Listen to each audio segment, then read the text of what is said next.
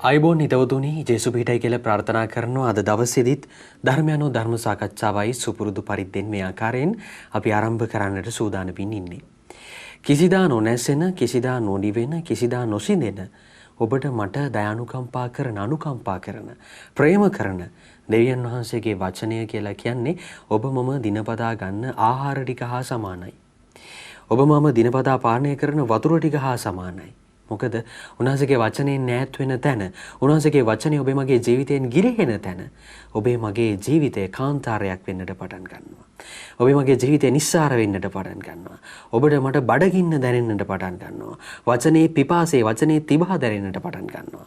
ඒ නිසායි වම්රු පහින් නාලිකාවේ ධර්මයන්ෝ ධර්ම සාකච්ඡාව හැමදාමත් වගේ වචනයෙන් ඔබව ඔබේ බඩගින්න නිවන්නේ, වචනයෙන් ඔබේ පිපාසය නිවන්නේ, වචනයෙන් ඔබේ ජීවිතය සාරවත් තනක් බවට පරිවර්තනය කරන්නේ. නිසා අද දවසේදීත් අපි ආරාධනා කරනවා මේ දේවාක්‍ය සංග්‍රහයන්ට අදාළ කරුණු විශ්ලේෂණය කරද්දී, සාකච්ඡා කරද්දී ඔබේ ප්‍රායෝගික ජීවිතයට එකතු කරගන්න, ඔබට උමනා මතක තියාගන්න උමනා යමක් තියෙනවා නම් සටහන් පොතක් පෑනක් අරගෙන ඒවා සටහන් කරගන්න. ඉදිරියේදී අනාගතයේදී කියවා බලා එය ආවර්ජනය කරමින් ජීවිතවලට එකතු කරගන්නට, තවත් කෙනෙකුට කියා දෙන්නට ඔබට හැකියාව, අවස්ථාව උදා වෙන නිසා අද දවසේදී සාමාන්‍ය සමයේ 27 වන ඉරුදිනට අදාළ දේවවාක්‍ය සංග්‍රහය පිළිබඳව ධර්මයන්ෝ ධර්ම සාකච්ඡාව තුළ කතා කරන්නට අපි සූදානම්යි.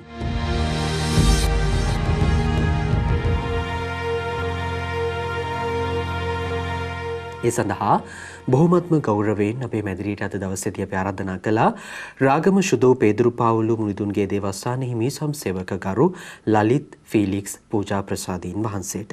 පේදුමිනි ජේසු පිටයි. ජේසු පිටයි. අද දවසේදී සාමාන්‍ය සමයේ 27 වන ඉරුදිනට අදාළ දේව වාක්‍ය සංග්‍රහයේ පළමුවන දේව ප්‍රකාශනයේ උත්පත්ති පොතෙනුත්, ඒ වගේම දෙවන දේව ප්‍රකාශනය හේබ්‍රවරුන් වෙත යවන ලද හසුනිනුත්, ඒ වගේම ශුද්ධ වූ සුවිශේෂ ශුද්ධ මාක්තුමන්ගේ සුභාරංචිනුත් උපුටාගෙන තිබෙනවා. පේදුමිනි අද අපි කියවීම් තුනම එකට අරගෙන කතා කරලා විශ්ලේෂණය කරලා බැලුවොත් අපිට ලබා දෙන පණිවුඩය මොන වගේද? අද දවසට නියමිත දේව වචනය චතුර මූලික වශයෙන්ම ඉලක්ක කරන්නේ යුග දිවියයි පෞල් ජීවිතයයි හා සම්බන්ධව. එහිදී විශේෂයෙන්ම යුග දිවිය ඇයි දෙවියන් වහන්සේ ස්ථාපිත කළේ? කා වෙනුවෙන්ද ඒ ස්ථාපිත කළේ? ඒකම යුග දිවිය කොච්චර කාලයකට පවතින්න ඕනේද? ඒ යුග දිවිය තුල ජීවිතය හසුරුවා ගත යුත්තේ කෙසේද? ඒ තුල දෙවියන් වහන්සේ තුල සහෝදරත්වයේ ජීවිතයකට ඇතුළු වන්නේ කොහොමද කියන දේ ගැන අපිට පැහැදිලි කරනවා. අපි සූදානම් වෙනවා අද දවසට නියමිත පළමුවන දේව ප්‍රකාශනය උපුටා ගනිමින් උච්චාරණය කරමින් අනතුරුව ඒ පිළිබඳව කරුණු කාරණා සාකච්ඡා කරන්න. උත්පත්ති පොතෙන් උපුටාගත් පාඨයකි. පසුව දෙවි සමිදානන් වහන්සේ කතා කොට මිනිසා තනිව විසීම සුදුසු නැත. ඔහුට සුදුසු සහකාරියක මවා දෙන්නෙමි වදාළසේක. මෙසේ උන්වහන්සේ භූමියෙන් වනයේ සියලු සතුන්ද අහසේ සියලු පක්ෂීන්ද මැවූසේක. ඉන්පසු මිනිසා උන්ට කුමන නම් තබන්නේ දැයි බලනු පිණිස උන් මිනිසා වෙත ගෙනාසේක. මිනිසා එක එකාට තැබූ නාම උන්ගේ නාම විය. මෙසේ මිනිසා සියලු ගව මහිෂයන්ටද අහසේ පක්ෂීන්ටද සියලු මුර්ගයන්ටද නම් තැබීය. එහෙත් ඔහුට සුදුසු සහකාරියක් නොවූවාය. එවිට දෙවි සමිදානන් වහන්සේ මිනිසා බර නින්දකට පත් කළසේක. ඔහු නිදා සිටියදී උන්වහන්සේ ඔහුගේ ඉල ඇටවලින් එකක් ගෙන ඒ ස්ථානය වසා දැමූසේක. උන්වහන්සේ ඔහුගෙන් ගත් ඉල ඇටයෙන් ස්ත්‍රියක මවා ඔහු වෙත ගෙනාසේක. එවිට මිනිසා කතා කොට දැන් ඉතින් මාගේ ඇටවලින් ගත් ඇටය වන, මාගේ මාංශයෙන් ගත් මාංශය වන මැය මිනිසාගෙන් ගත් හේයින් ඈට ස්ත්‍රී කියා කියනු ඇතැයි පැවසීය. මිනිසෙකු තම පියාද මවද අතහැර සිය භාර්යාවට බැඳෙන්නේ එබැවින්ය. මෙලෙස ඔවුහු එක් මාංශයක් වන්නෝය. පේදුමිනි අපි සුපුරුදු පරිදි මේ දේව ප්‍රකාශනය අපි විවාහ මංගල දිව්‍ය පූජාවලදී ගොඩක් වැඩි වශයෙන් භාවිත කරනවා. අපිට අහලා පුරුදු උත්පත්ති කතාවේ එන හරි අපූර්ව කතාවක්. ඇත්තටම කියනවා නම් දැන් මේ සමාජයේ ඇතුලේ පවතින සුන්දරම ඒකකය වටිනාම ඒකකේ උන්වහන්සේ නිර්මාණය කරපු තැන අපි මිනිස් පවුල විදිහට නම් කරනවා. මිනිස් පවුලේ දරුවන් බිහි කරන්න ප්‍රථම උන්වහන්සේගේ නිර්මාණය ඇතුලේ තිබුණේ පුරුෂයා සහ ස්ත්‍රිය කියන කාරණාව. ඒ උන්වහන්සේ මෙච්චර වැදගත්කමක් පුරුෂයාට සහ ස්ත්‍රියට දීලා තියෙන්නේ. අපි දැන් මේ කියවීමට ඇතුළු වුණාම මේකෙදී ඔබ දකිනවා පළවෙනි දෙය මේ ලෝකයේ මවද්දී දෙවියන් වහන්සේට අවශ්‍ය වුණා මනුෂ්‍යයා මවද්දී සහකාරියක්. එතකොට මනුෂ්‍යයාට ඕනේ කරන හැම දෙයක්ම පොළවෙන් ඉපදවිය. එතකොට දෙවියන් වහන්සේ සත්වයින්ද ගස්ත මේ හැම දෙයක්ම පොළවෙන් ඇති වෙන්නට සැලැස්සුවා. නමුත් මනුෂ්‍යව මැව්වයන් පස්සේ උන්වහන්සේ මනුෂ්‍යයාට මේ අයට නම් තියන්න දෙනවා. නමුත් මේ කිසිම මැවිල්ලක සහකාරියක් නැහැ. එතකොට මනුෂ්‍යයා තුලින්ම කොටසක් රැගෙන දෙවියන් වහන්සේ ස්ත්‍රිය මවනවා. එතකොට ඒ ස්ත්‍රිය ඔබ මවන්නේ අර මනුෂ්‍යයා මැවූ ස්වභාවයත් එක්ක. එතකොට මනුෂ්‍යයා මේ ස්ත්‍රියගෙන් දකින දෙයක් තමයි මාගේ මාංශයෙන් මාංශය. මාගේ ඇටයෙන් ඇටය. ඒ නිසා ඒ ස්ත්‍රියයි ඇය මා සමගයි. එතකොට දැන් මේ ස්වභාවයේ ගණිතය අපි පළවෙනි කොට දකින්නේ මේ ස්ත්‍රියයි පුරුෂයයි මැවීම තුල දෙවියන් වහන්සේ විවාහය කියන මහත් වූ පවුල ඇති කරන මහත් වූ ඒ සම්බන්ධතාවයේ ගොඩනැගීම. එතකොට එය උන්වහන්සේ ගොඩනගන්නේ ඒ දෙදෙනාටම දැනෙන විශේෂ වූ ස්වභාවයකින්. මොකද්ද දැන් මේ පුරුෂයා කියන්නේ? මිනිසා නැත්තම් පුරුෂයා මාගේ මාංශයෙන් මාංශය මාගේ ඇටයෙන් ඇටය. එතකොට මමමයි. එතකොට ස්ත්‍රියයි පුරුෂයයි යුගදිවියේදී එකතු වීම හා එහෙම නැත්නම් ඒ බැඳීම ඒකත්වයකට යාමක්. එක්කෙනෙකු වීමක්. එතකොට මේ තුල දෙවියන් වහන්සේ බලාපොරොත්තු වෙන පළවෙනි දේ තමයි සහකාරියක් හා සහකාරියක් ලෙස යුගදිවියේ ජීවත් වීම. එතකොට එහෙම ජීවත් වෙන්න පුළුවන් කාටද? ස්ත්‍රියකටයි පුරුෂයෙකුටයි.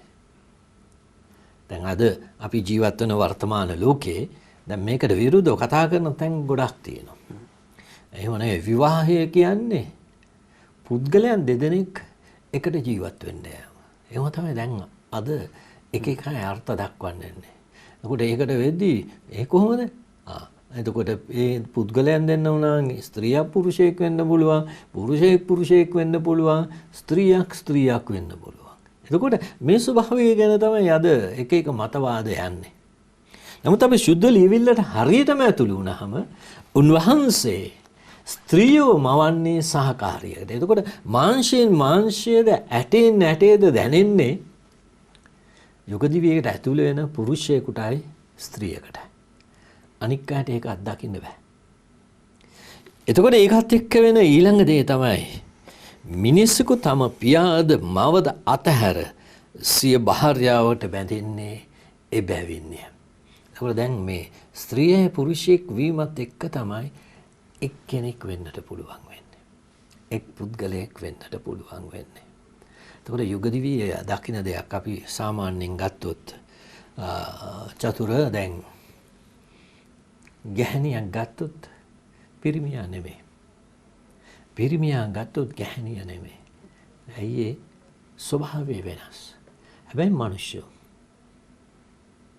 ස්වභාවය වෙනස්. එතකොට ගැහණු ශරීරය හා මනස. පිරිමි ශරීරය හා මනස. නමුත් දෙවියන් වහන්සේ මැවීමේදී මේ වෙනස ඇතිව මැව්වේ. හැබැයි ජීවය දුන්නේ පුරුෂයා නෙවෙයි. දෙවියන් වහන්සේ. ඒක නිසා තමයි කියන්නේ ඔවුන් නින්දට පමුණුවා ඔහුගේ කොටසක්ගෙන ඒ ඉලෑටෙන් ස්ත්‍රිය මැවුසේ. ඒකට ජීවිතය දෙන්නේ දෙවියන් වහන්සේ. හැබැයි මේ ජීවිතය දෙකම මනුෂ්‍ය ජීවිත. හැබැයි සහකාරයක සහකාරියක ජීවිතයක්. එතකොට මෙන්න මෙතන තමයි මේ එකත්වය අත්දකින්න යන්න කියන්නේ. එතකොට ශරීරයන් දෙක වෙනස්. හැබැයි මේ ශරීරයන් දෙකම එකට ආකර්ෂණය වෙලා එකට ජීවත් වෙන්න පුළුවන් ශරීරයන් දෙකක්. මනසවල් දෙකක්. ඒතර එතන තමයි යුග දිවියේ ඒක රාශී වීම දෙවියන් වහන්සේ ස්පිරිතුව තුළ ඇති කරන ස්වභාවය. ඒතර ඒ නිසා ඒ ආකර්ෂණයත් එක්ක තමයි ඒ බැඳීමත් එක්ක තමයි මේ සම්බන්ධතාවයේ ජීවිතය එන්නේ. එතකොට ඒකත්වයේ පළවෙනි දේ තමයි ලිංගිකව බැඳීමේ හැකියාව. ඒතර ඒකත්වයේ එතන ඇති වෙනවා. දෙවෙනි දේ තමයි ඒකත්වයේ ඇතිවීමේදී මේ දෙදෙනා මේ එක්කෙනෙක් වෙන්නේ අනික් කාරණා සම්බන්ධ කරගෙන. එතකොට මොනවාද මේ? දැන් චතුර ගත්තොත් චතුර හොඳයි. හැබැයි ඒ වගේ චතුර නරකයි. දුර්වලයි. එතකොට පුරුෂයාගේ තියෙනවා යහපත සහ දුර්වල භාවය. දෙවියන් වහන්සේ නෙවෙයි. එතකොට ස්ත්‍රියගේ තියෙනවා යහපත හා දුර්වලකම. එතකොට මේ යහපතයි දුර්වලකමයි හැම දෙයක් එක්කම එක්කෙනෙක් වෙන්නටයි යන්නේ. යහපත විතරක් සොයාගෙන ඉඳලා අයහපත නිසා එපයි කියන්න නෙවෙයි. මේ සියල්ල එක්ක එකට ජීවත් වෙන්නට. එන්න මෙතන තමයි දෙවියන් වහන්සේ කරන ඒක රාශික. එතකොට තමයි එතන තමයි ඒ තියෙන සහකාර බව තියෙන්නේ. ඒ සහකාර භාවයෙන් තමයි ලබන්නට යන්නේ පූර්ණත්වය එක්කෙනෙක් වෙලා. එතකොට මෙන්න මේ ලස්සන දේ තමයි මේ යුග දිවියේ ස්වාමින් වහන්සේ අතුල් කරලා තියෙන්නේ. එතකොට එහෙම වුණාම යුග දිවිය හැම වෙලාවෙම තියෙන්නේ අපි ගත්තාම නිසි වයසට ආවම ස්ත්‍රියකට හා පුරුෂයකට ඇතුල් වෙන්නට තියෙන ජීවිතයක්. හොඳයි. පේදුමිනි අපි දැන් පැහැදිලි කිරීම ඉදිරියට කරගෙන යද්දී අපි දකිනවා දැන් මේ විවාහය කියන සක්‍රමේන්තු අපි වර්තමානයට ගෙනවුත් උන්වහන්සේගේ පුරාතන කතාවේ ඉඳලා දැන් සක්‍රමේන්තු ජීවිතය ඇතුලේ මේ පූජා ප්‍රසාදීන් වහන්සේ නමක වෙන්න පුළුවන්. එහෙම නොමැතිනම් රදගුරු හිමි නමක් වෙන්න පුළුවන්. දැන් සක්‍රමේන්තු දානය කිරීම සිද්ධ කරනවා. හැබැයි අපි ආශිර්වාදකාර බන්ධනය කියන සක්‍රමේන්තුව ඇතුලේ දකිනවා මේ සක්‍රමේන්තුව මේ දෙදෙනා විසින් දෙදෙනාට දානය කරගන්නවා කියන කාරණාව ටිකක් ඉස්මතු වෙනවා. දැන් එතන ඇයි සහ නිර්මාණය වෙලා තියෙන්නේ දෙකම අපිට මෙතන කියනවා මැවීමේ කතාවේ දෙවියන් වහන්සේ ඔහුට සුදුසු සහකාරියක් නොවු හේයින් සුදුසු සහකාරියක් මවා දුන්නා කියන කාරණාව. දැන් අපි මේක ප්‍රායෝගික තලයට අරගෙන බැලුවොත් අද ලෝකයේ ඇතුලේ සිද්ධ වෙන විවාහ දෙන්නෙක් පවුල් දෙකක දෙන්නෙක් තමයි එකතු වෙන්නේ. සමාජ මට්ටම් දෙකක දෙන්නෙක් එකට එකතු වෙන්නේ. අපි කොහොමද මේ ඒකත්වයකට අරගෙන එන්නේ කියන පෞල් පසුබිම ඇතුළත? ඔව් දැන් මේකේදී අපිට කාරණා කීපයක් එයත් එක්ක මුසු වෙන තැනක් තියෙනවා. දැන් පළවෙනි දේ තමයි මේ සුදුසු සහකාරයෙක් මාලා දුන්නා. එතකොට මේ සුදුසු සහකාරය අපිට එන්නේ පළවෙනි කොට ඒ ලිංගිකත්වයක. ස්ත්‍රිය පුරුෂයා.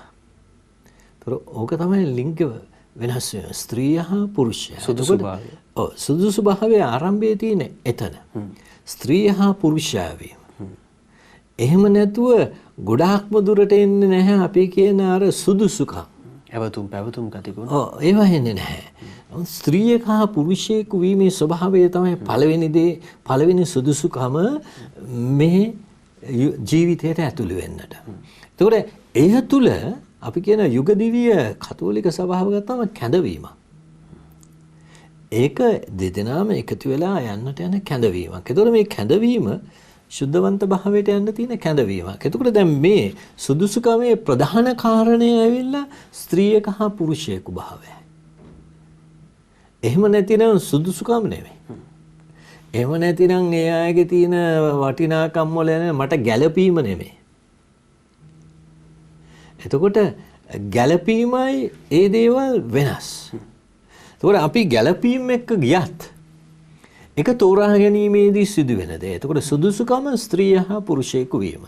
එතකොට ගැළපීම එක්ක අපි යනකොට තව දේවල් තියෙනවා. එතකොට දැන් අපි කියන විවාහයෙන් බිඳවැටීම ගැන කතා කරනවායි කියලා කියද්දි ගැළපීම අපි තෝරන්නේ මෙන්න මේ ස්වභාවයත් එක්ක.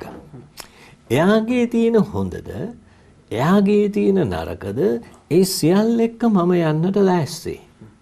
එනිසා මේ කැඳවීමකට යද්දී තව දෙයක් ක්‍රිස්තුන් වහන්සේ මතක් කරනවා. නගුලට අත තබා පිටිපස්ස බලන්න එපා. ඒ කියන්නේ අපි කැඳවීමකට අත තියද්දී ඒ සුදුසුකම අපි දැක්කයන් පස්සේ ඒකේ තියෙන යම් යම් දේවල් එක්ක මම යන්න ලෑස්ති දෙවියන් වහන්සේ මාව රැගෙන යනවා. ඒතර කැඳවීමට අපි අත තියන්නේ එය එක්ක මට දෙවියන් වහන්සේ සමග යන්නට පුළුවන්.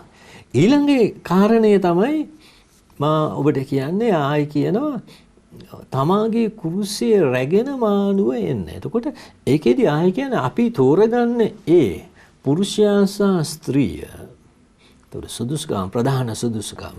එතකොට ඒ ගමන යද්දි දෙදෙනා තුලටම අනිවාර්යෙන් කුරුස එනවා.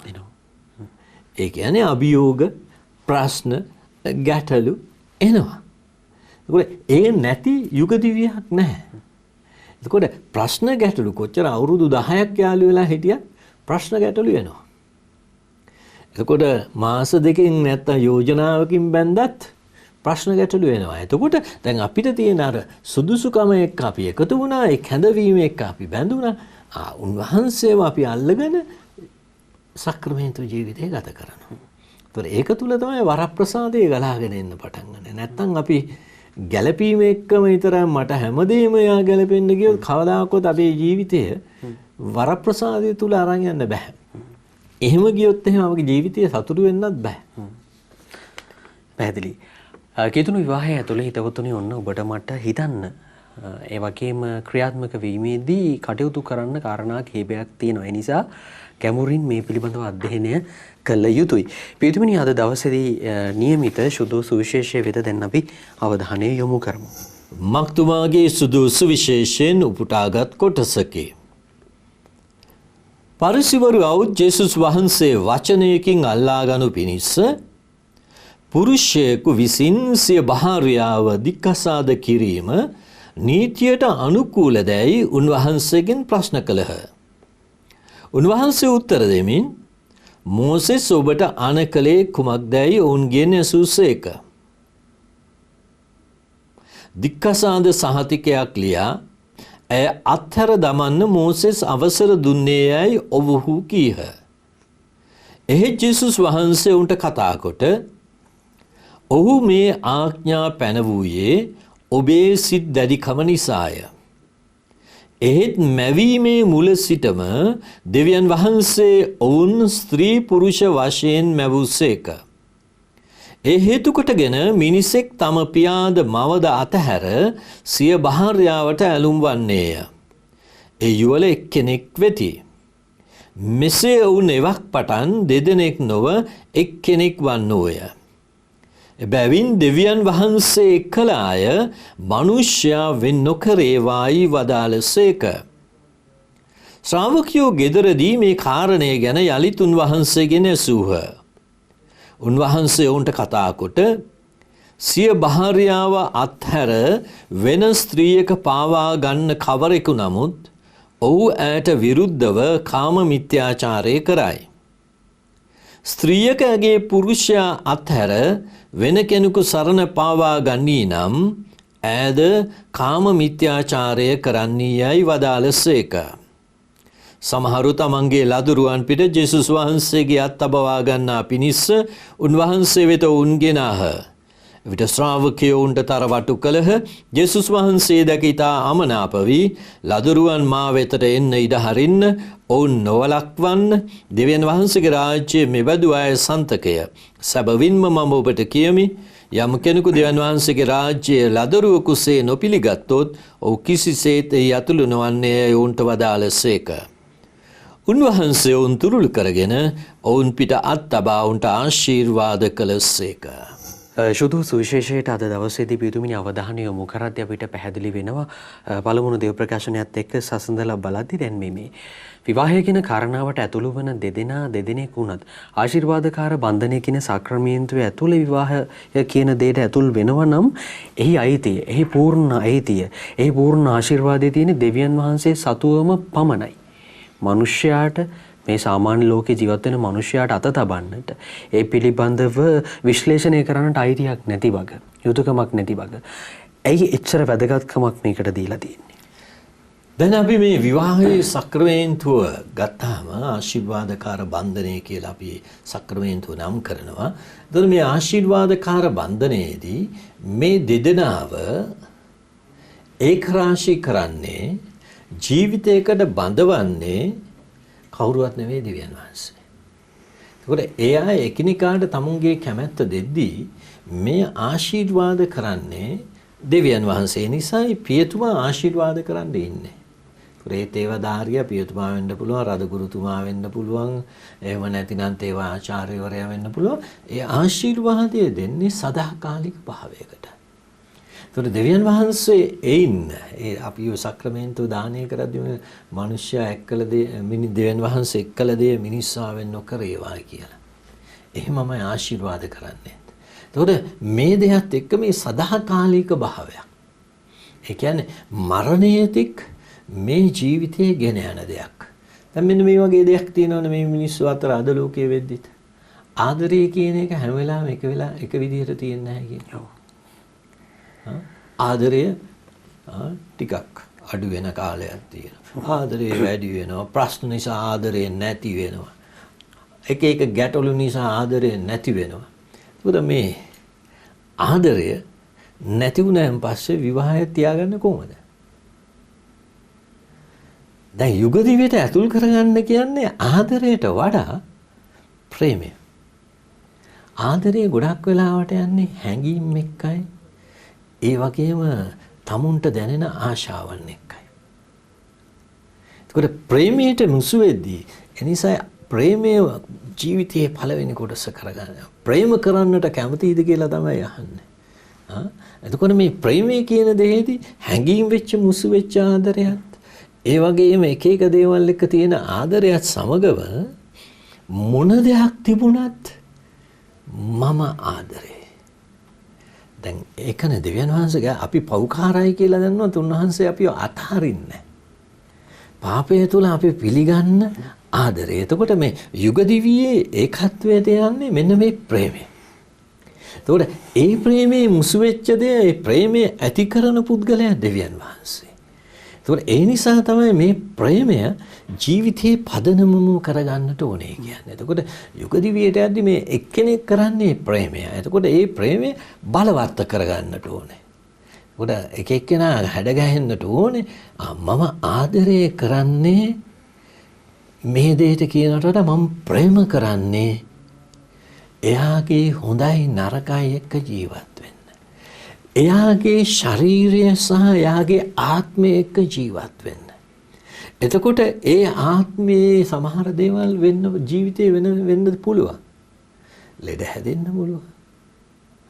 ප්‍රශ්න නිසා දේවල් වෙන්න පුළුවන්. ඒ මොනවා ආවත් මම එයාව අත්හරින්නේ නැහැ. මං එයා එක්ක ජීවිතයක් ගත කරනවා. දැන් අපි ඉන්න ගොඩාක් සාන්තුවරෝ ඒ ප්‍රශ්න එක්ක ගිය සාන්තුවරේ.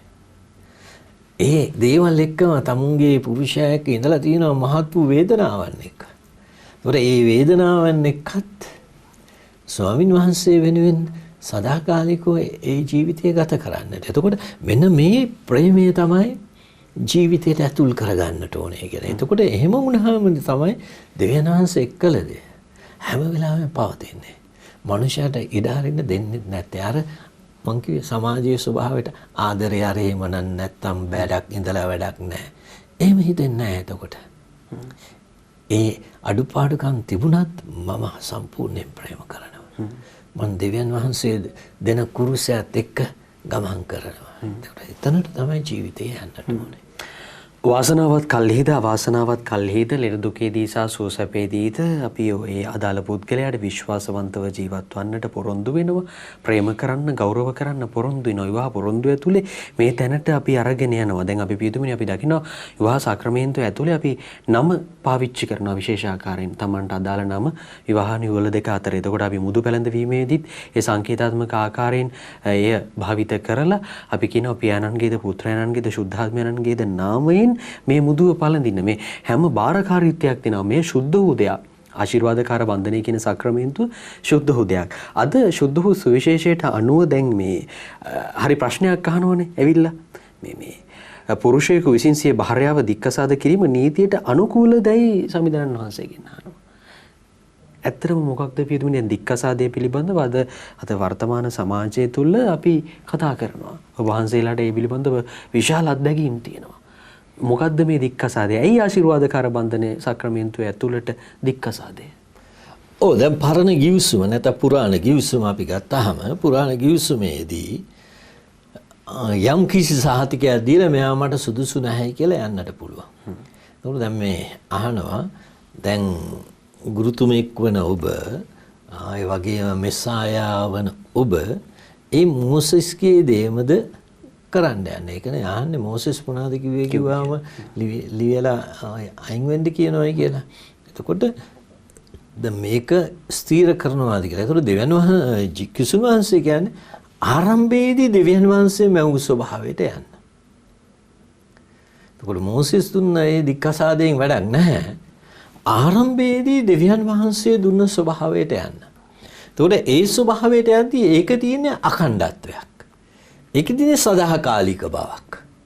ඒතකොට ඒ නිසා දැන් මෙතනදී සදාකාලික භාවයේ තමයි අපිට මතක් කරන්නේ යුග දිවිය මරණයට එක් යන ජීවිතයක්. ඒතකොට එහෙම වෙද්දී අපි දකිනවා මේ සමාජයේ දික්කසාදය ගැන කතා කරන දේවල් ගොඩක්. එකක් තමයි දැන් කතා කරනවා මානව හිමිකම් ගැන. එතකොට යුග දිවියට ගියාම ස්ත්‍රියට ලැබිය යුතු හිමිකම් තියෙනවා. ඒකම ස්වාමි පුරුෂයාට ලැබිය යුතු හිමිකම් තියෙනවා. අයිතීන්. හරිද? එතකොට මේ අයිතීන් සමගම අපි දකින්න ඕනේ මේ අයිතීන් එක්ක තමයි මේ ගොඩාක් වෙලාවට වර්තමාන ලෝකයේ ගොඩාක් දේවල් එක්ක මේ දික්කසාදය ගැන කතා කරන්නේ.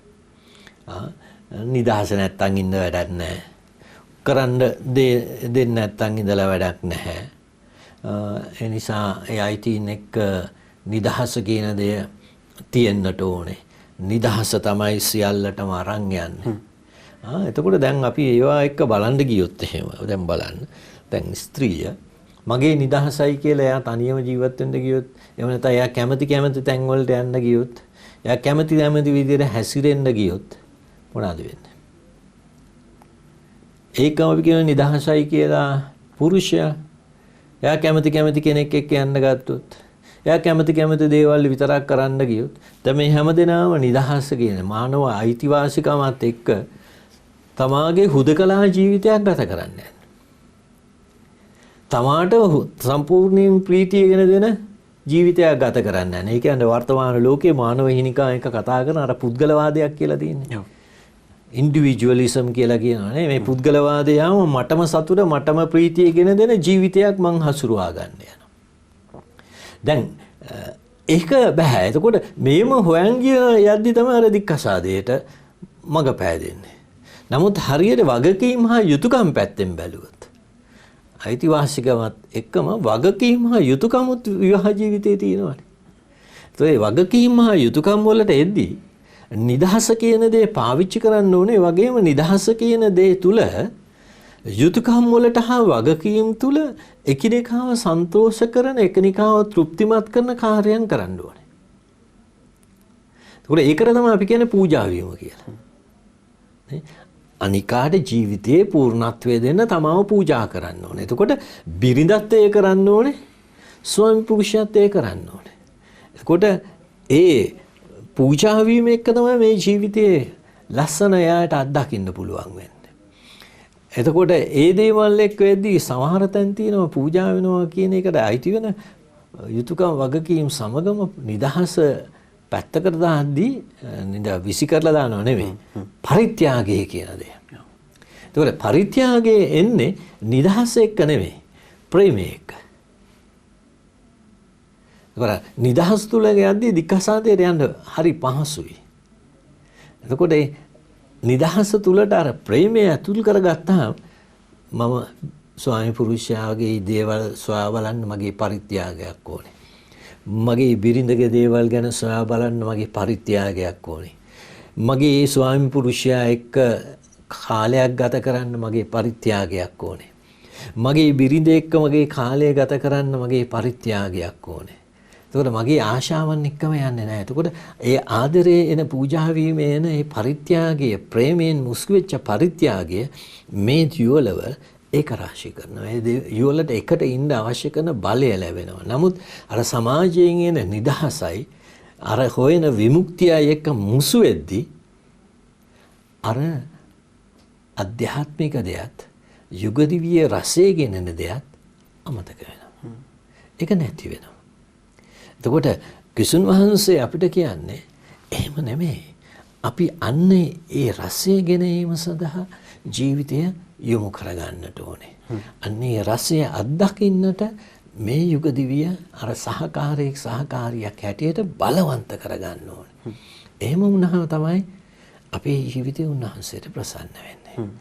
පෙදුමනි මේ මමත් ඔය සමාජ ජාල වෙබ් අඩවි ඇතුලේ සැරිසරද්දී මේ මාධ්‍ය හරහා සැරිසරද්දී ලස්සන පින්තූරයක් දැක්ක පහුගිය දවසක විවාහපත් වෙච්ච යුවලක් විවාහ වෙලා දේවස්ථානෙන් පිට වෙලා යනවා.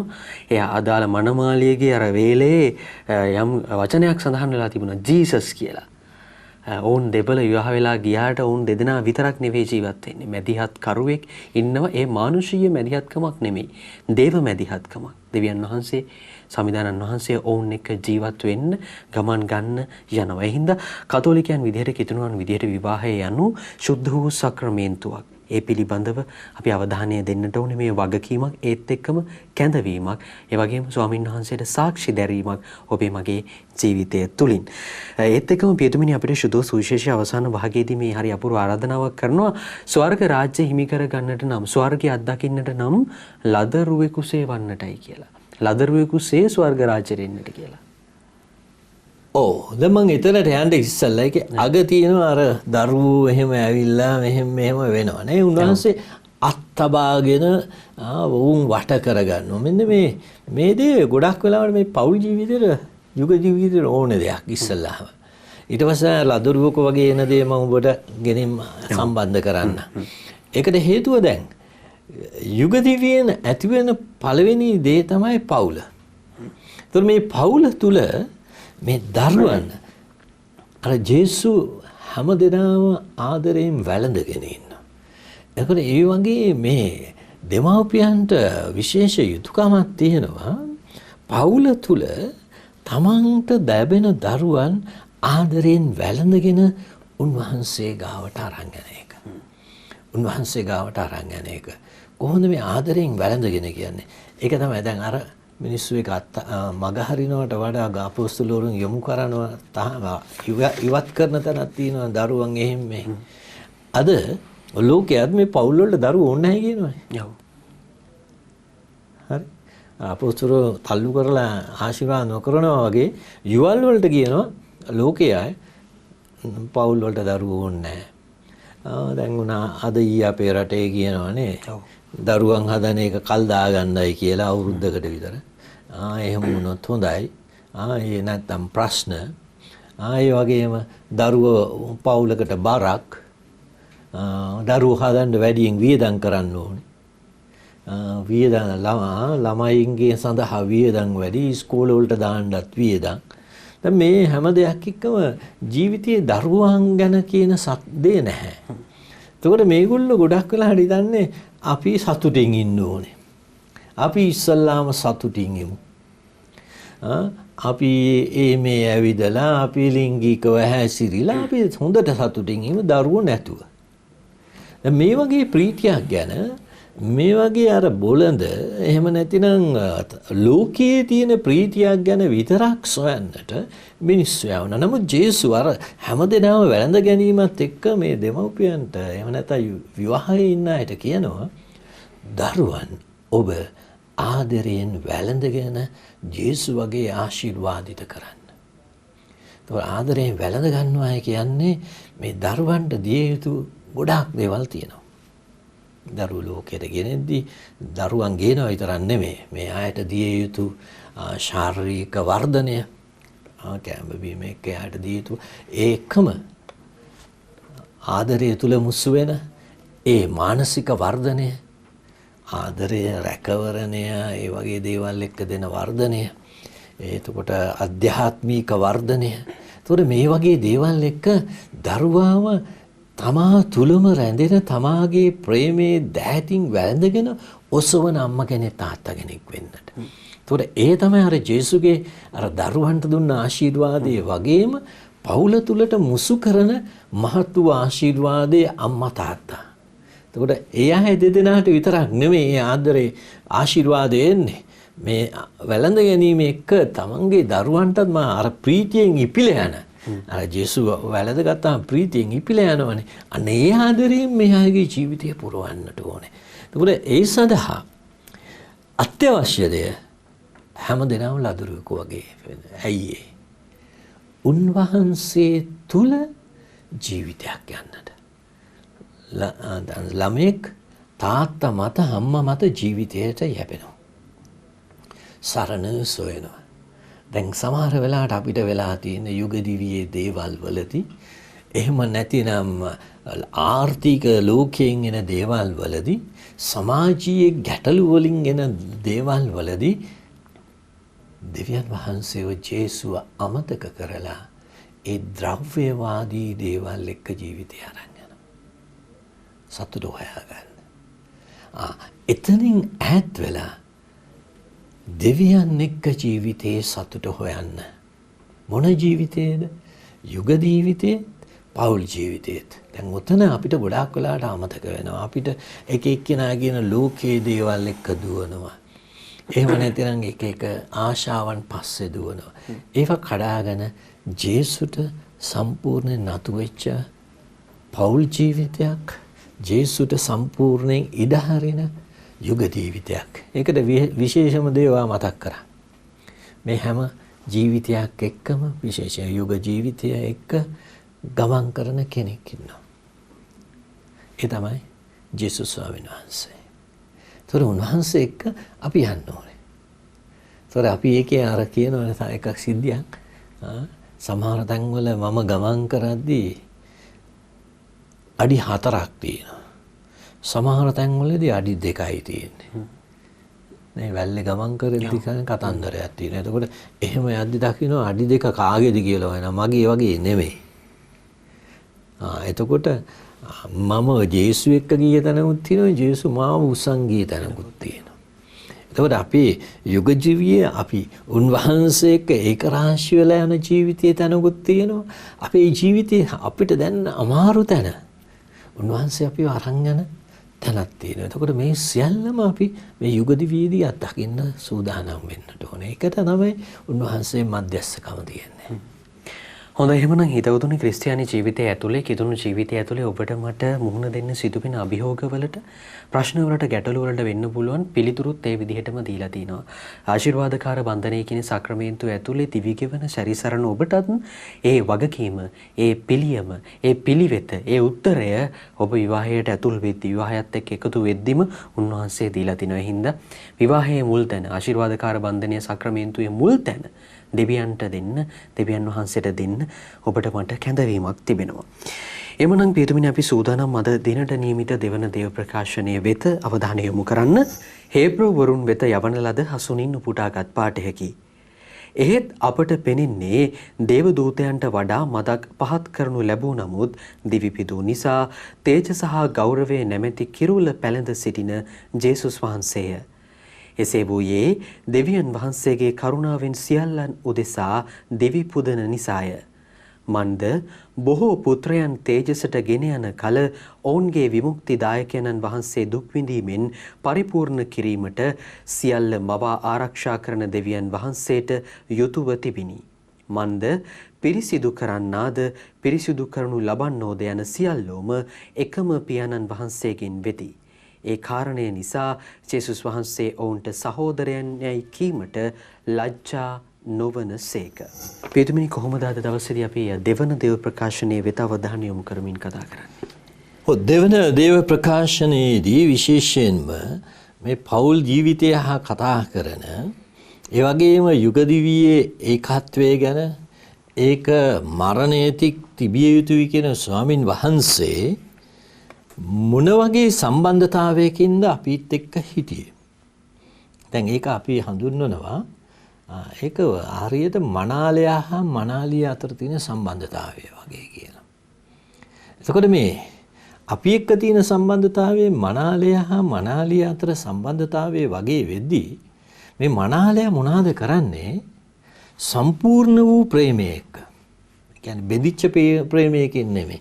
සම්පූර්ණ වූ ප්‍රේමයක කොන්දේසි නැතිව උන්වහන්සේගේ ජීවිතය මනාලියට දෙනවා සම්පූර්ණ ජීවිතය ලබන්න. නිකම් භාගයට ජීවිතය නෙවෙයි. දෙවියන් වහන්සේ තුල පූර්ණත්වයේ ජීවිතයකට. එතකොට ක්‍රිස්තුන් වහන්සේගේ ස්වභාවයේ ආකාරය ගැන මෙහි විශේෂයෙන් පැහැදිලි කරනවා. දැන් උන්වහන්සේ දෙවියන් වහන්සේ එක්ක ආරම්භයේදී හිටියේ දේවදූතයන්ට වඩා ඉහළ තැනක. ඇයි? පියාණන් වහන්සේ එක්ක ඒකත්වය ඇතිව. දැන් උන්වහන්සේ මනුෂ්‍යත්වය ගන්නවා. එතකොට මනුෂ්‍ය ස්වභාවයට එද්දී උන්වහන්සේ අතන ඉන්න දේවදූතය ඊට පස්සේ ඉන්නේ. එතකොට ඒ අයටත් වඩා පහළ ස්වභාවයකට උන්වහන්සේ මෙහි පැමිණෙන්නේ. එතකොට ඒක හේබ්‍රු ලිපියේදී පැහැදිලි කරනවා. එතකොට ආයි උන්වහන්සේ අර තියෙන ආදරයේ එක්ක මේ මනාලය ලෙස සම්පූර්ණ වූ ජීවිතය පූජා කරනවා. ඒ නිසා තමයි අපි පූර්ණ වූ ජීවිතය උරුම කරගන්නේ. එතකොට මේ පූර්ණ වූ ජීවිතය උරුම කර ගැනීමේදී මොනවාද වෙන්නේ? එතකොට උන්වහන්සේගේ පූජා කිරීම නිසාම උන්වහන්සේට දෙවියන් වහන්සේ අර ඉස්සල්ලා තිබුණු මහිම තේජස දානය කරනවා. අපිට දුන්න ජීවිතයේ හින්දා අර ස්වභාවයට ඔසවනු ලබනවා. ඒ නිසාම අපිට අර දේවපුත්‍ර ස්වභාවයේම ස්වර්ගයේ වෙද්දී අපිට ජේසුස් ස්වාමින් වහන්සේක සහෝදරත්වයේ බැඳීම එය ලබා දීලා තියෙනවා. එතකොට මේක තමයි මේකේ තියෙන සම්බන්ධතාවය. නමුත් මේකත් එක්ක අපි ගත යුතු ඊළඟ කාරණය තමයි දැන් අපි මේ සම්බන්ධතාවය එක්කම යුග දිවියේ හරි පෞල් ජීවිතේ හරි ජීවත් වෙද්දී අපිට දැන් වගකීමක් තියෙනවා අර පහලට ඇවිල්ලා පූර්ණත්වයේ දෙන්නට ජීවිතය පූජා කර ස්වාමින් වහන්සේගේ ස්වභාවයට යන්නට.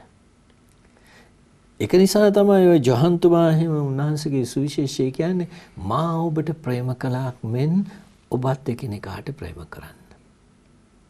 ඒතර යුග දිවියේ ජීවිතයට ඇතුළු වෙද්දී තියෙන එක කියවීමකුත් ඒකයි. ඒතර අර ජේසුගේ ප්‍රේමයත් එක්ක කොන්දේසි නැති ප්‍රේමයක දෙද්දී අර මනාලිය සම්පූර්ණ ජීවිතය ලැබුවා. ඒ නිසා දැන් යුග දිවියේ ගත කරන මේ දෙදෙනාම එකිනෙකාට මෙන්න මේ සම්පූර්ණ ප්‍රේමය දාන්න ඕනේ. ඒක භාගයට දෙන ප්‍රේමයක් නෙවෙයි. සමහර වෙලාවට මොනවා කරන්නද මං යා බැඳගෙන ඉන්නේ දැන් යන්නේයි තව කාවත් හොයන්නේයි අයියෝ ඉතින් මං යා එක්ක හේනෝ දැන් එතන නිකන් ජීවිතයක් ගත කරන්නේ. අර ආදරේ මුසු වෙච්ච පරිත්‍යාගයේ පූජා වීම නැහැ.